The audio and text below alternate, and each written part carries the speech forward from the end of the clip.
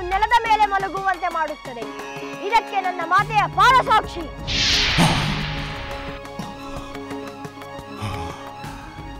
ಇದೇನು ಈ ಬಾಲಕ ತನ್ನ ತಾಯಿಯ ಅಂದರೆ ಸೀತಾಮಾತೆಯ ಸಾಕ್ಷಿ ಎಂದು ಹೇಳುತ್ತಿದ್ದಾನೆ. ಅಂದ ಮೇಲೆ ಇವನ ಬಾಣಕ್ಕೆ ಗೌರವ ಸಲ್ಲಿಸಲೆಂದಾದರೂ ನಾನು ಪ್ರಜ್ಞೆ ತಪ್ಪಿದಂತೆ ಮಲಗಿಬಿಡಬೇಕು.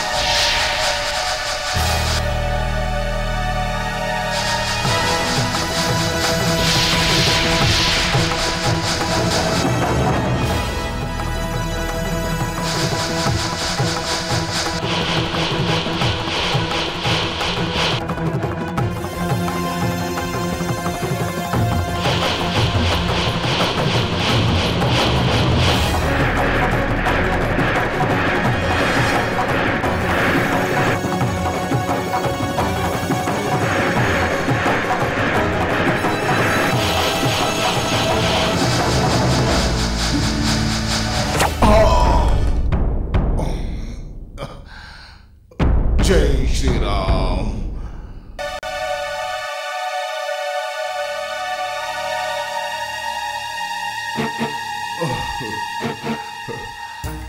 जय श्री राम.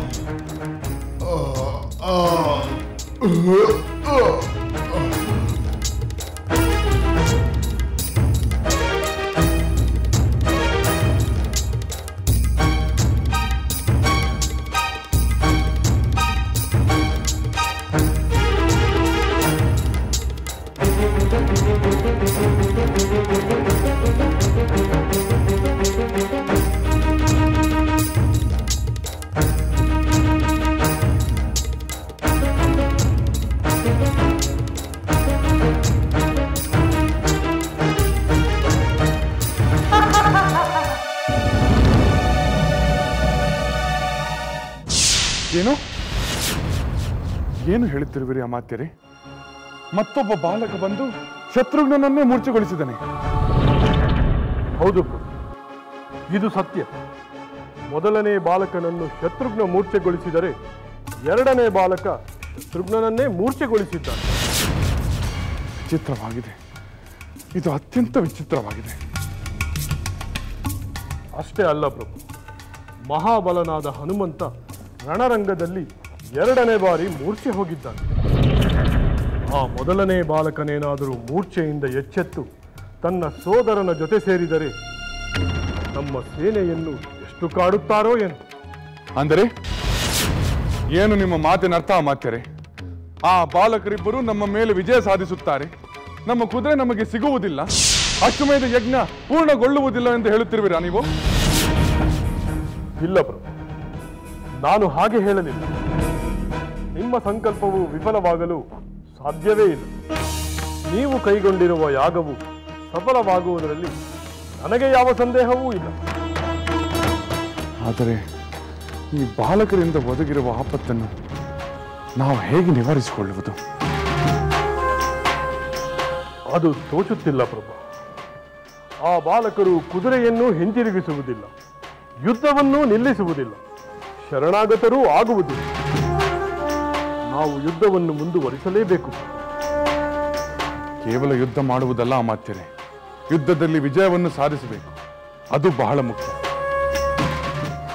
ಆದರೆ ಅದು ಹೇಗೆ?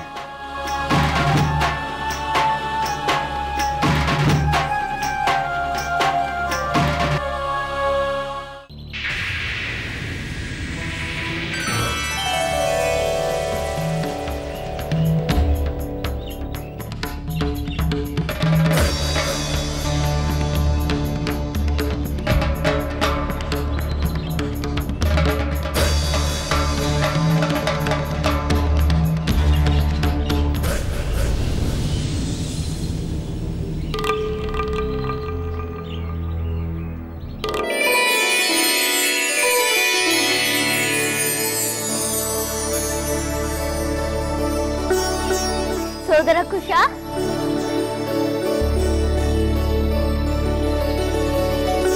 ಸೋದರ ಲವ,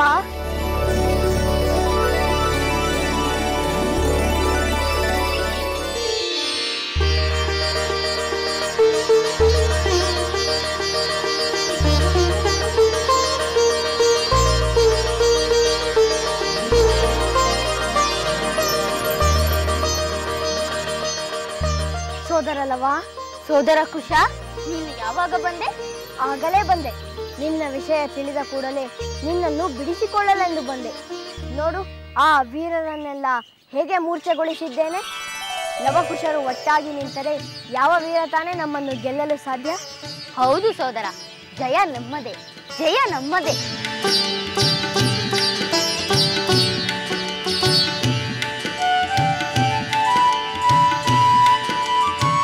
ಬಾ.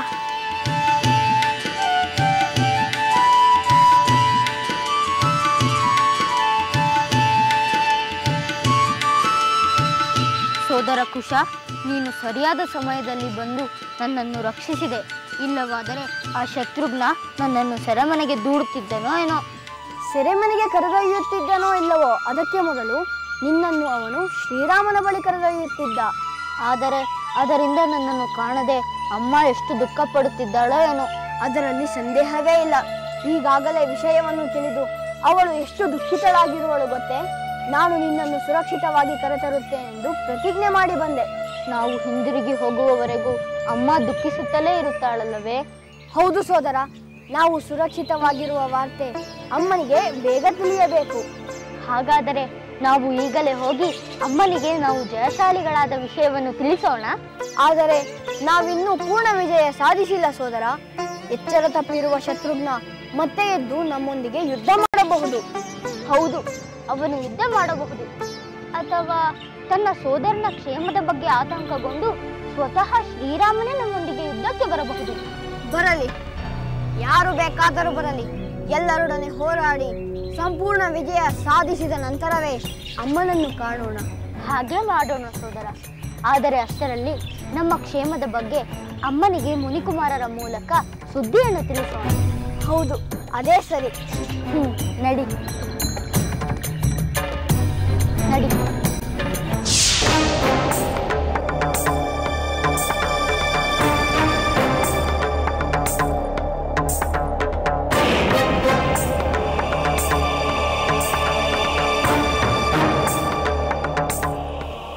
ಸಹೋದರ ಲಕ್ಷ್ಮಣ, ಬಂದೆಯ? ಯಜ್ಞ ದೀಕ್ಷಿತನಾಗಿ ನೀನು ನಿಶ್ಚಿಂತನಾಗಿ ಯಜ್ಞ ಕಾರ್ಯ ಮಾಡದೆ ಇದೇನು ಚಿಂತೆ? ಅದು ನಮ್ಮ ಯಜ್ಞ ಕಾರ್ಯಕ್ಕೆ ಸಂಬಂಧಿಸಿದ ಚಿಂತೆಯೇ ಲಕ್ಷ್ಮಣ. ನಿನ್ನ ಶಾಂತಿಯನ್ನು ಕಲಕಿದ ಆ ಚಿಂತೆ ಯಾವುದು ಸಹೋದರ? ಲಕ್ಷ್ಮಣ, ಮಹಾಪರಾಕ್ರಮಿಯಾದ ನಮ್ಮ ಸೋದರ ಶತ್ರುಘ್ನ ಒಬ್ಬ ಬಾಲಕನಿಗೆ, ಕೇವಲ ಒಬ್ಬ ಬಾಲಕನಿಗೆ ಸೋತು ಮೂರ್ಛೆ ಹೋಗಿದ್ದಾನೆಂದರೆ ನೀನು ಅದನ್ನು ನಂಬುತ್ತೀಯ? ಎಲ್ಲಾದರೂ ಉಂಟು. ವೀರಾದಿ ವೀರರನ್ನೆಲ್ಲ ಸೋಲಿಸಬಲ್ಲ ನಮ್ಮ ಸಹೋದರ ಅಜೇಯ. ಅವನು ಸೋಲುವುದೇ ಇಲ್ಲವೆಂದ ಮೇಲೆ ಮೂರ್ಛೆ ಹೋಗುವುದು ಅಸಂಭವ. ಆದರೆ ಇದು ಸಂಭವವಾಗಿದೆ ಲಕ್ಷ್ಮಣ. ನಮ್ಮ ಸೋದರ ಶತ್ರುಘ್ನ ಒಬ್ಬ ಬಾಲಕನಿಗೆ ಸೋತು ಈಗ ಮೂರ್ಛೆ ಹೋಗಿದ್ದಾನೆ. ಸಹೋದರ, ಇದು ನಿಜವೇ? ಹೌದು ಲಕ್ಷ್ಮಣ, ಇದು ಸತ್ಯ. ನಮ್ಮ ಶತ್ರುಘ್ನನ್ನೇ ಮಣಿಸಿದ ಆ ಬಾಲಕ ಸಾಮಾನ್ಯನಾಗಿರಲು ಸಾಧ್ಯವಿಲ್ಲ. ಯಾರವನು?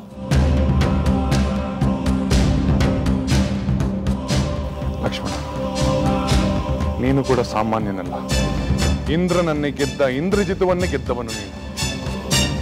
ಈಗ ನೀನು ಹೋಗಿ ಆ ವೀರ ಬಾಲಕನನ್ನು ಮಣಿಸಿ ಅಶ್ವಮೇಧದ ಕುದುರೆಯನ್ನು ಬಿಡಿಸಿ ತರದೆ ನಮ್ಮ ಯಜ್ಞ ಪೂರ್ಣಗೊಳ್ಳುವಂತಿಲ್ಲ.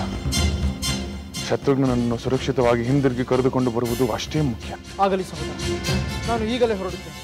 ನಿನ್ನ ಕೃಪೆಯಿಂದ ಆ ಬಾಲಕನನ್ನು ಮಣಿಸಿ ಯಾಗದ ಕುದುರೆಯನ್ನು ಶತ್ರುಘ್ನನನ್ನು ಕರೆತರುತ್ತೇನೆ. ವಿಜಯೀ ಭವ.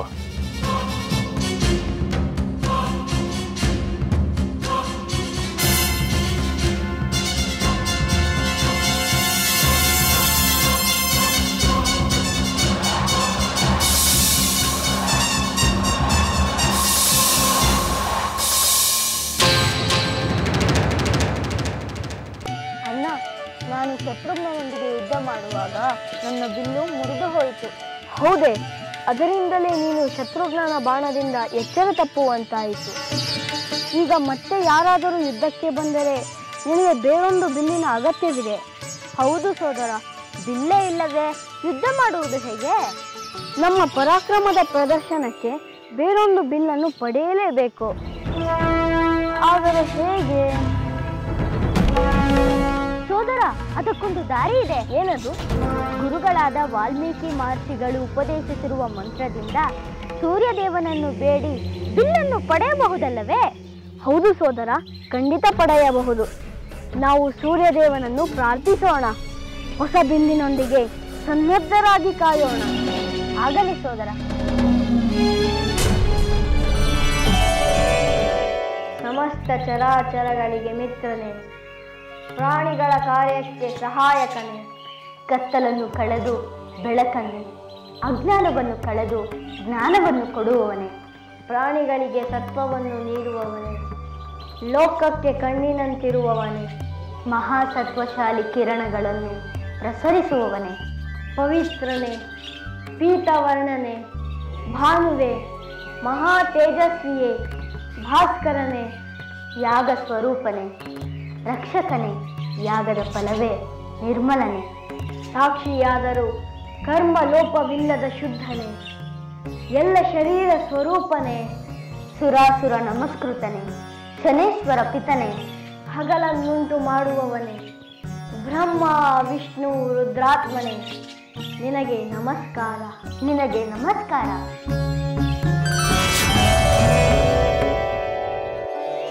ಬಾಲಕರೇ,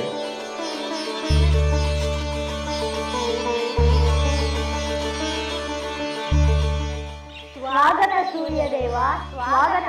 ನಿಮ್ಮ ಸ್ತುತಿಯಿಂದ ಸಂತುಷ್ಟನಾಗಿ ನಿಮಗೆ ಅನುಗ್ರಹಿಸಲು ಬಂದಿದ್ದೇನೆ. ಸೂರ್ಯದೇವ, ನಿನ್ನ ಕರುಣೆಗೆ ಕೃತಜ್ಞತೆಗಳು. ನಮ್ಮಂತ ಬಾಲಕರ ಸ್ತೋತ್ರಕ್ಕೆ ಕರಗಿದ ನಿನಗೆ ಪ್ರಣಾಮಗಳು.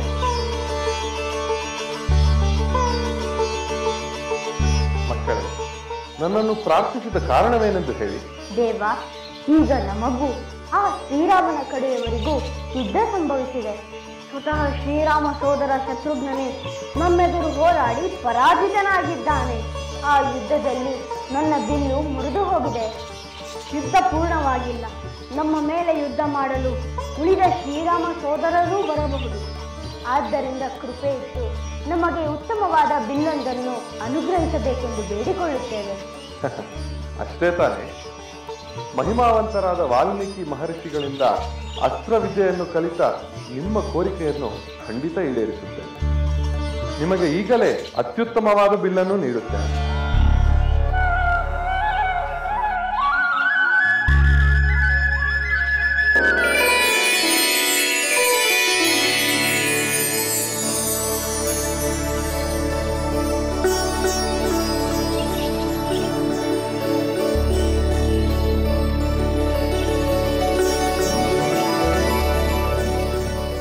ಜಗತ್ತಿಗೆ ಕಣ್ಣಾದ ತ್ರಿಮೂರ್ತಿ ಸ್ವರೂಪನಾದ 4 ವೇದಗಳ ದೇಹವಾದ ಭಾಸ್ಕರ, ನಿನಗೆ ನಮೋ ನಮಃ, ನಮೋ ನಮಃ.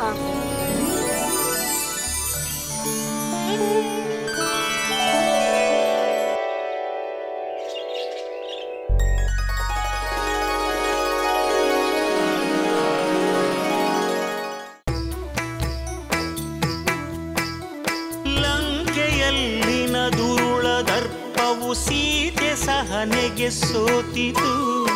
ಅಂಕೆ ಇರದ ಅಸುರ ಕುಲವು ರಾಮ ಬಾಣಕ್ಕೆ ಅಡಗಿತು.